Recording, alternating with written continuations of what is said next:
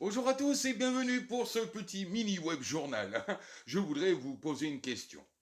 Donc, comment ça se fait que dans notre pays, la France, en 2025, on nous dise depuis plusieurs années que le grand remplacement est une théorie complotiste d'extrême droite, d'excite Wikipédia, d'excite nos fact-checkers mainstream subventionnés par le CNC et en partie par le Fonds Marianne, tels que Rudy Reichstadt, Thomas Huchon,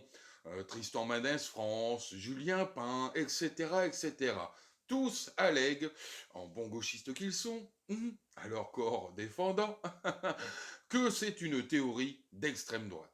Et que dans le même temps, nous avons dernièrement le leader de la France insoumise, monsieur Jean-Luc Mélenchon, qui, je le rappelle,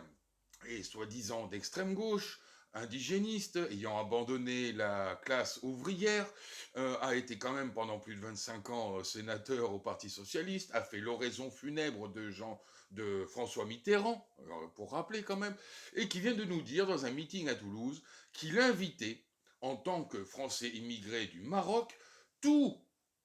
les Français immigrés à investir les campagnes, que c'était leur territoire, que les 70% de Français qui vivent dans les campagnes n'existaient pas, que c'était une fake news, qu'il n'y avait personne et que ça leur laissait donc libre cours de pouvoir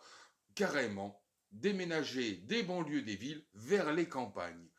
Prouvant par là qu'en fait, comme il le dit lui-même, le grand remplacement existe vraiment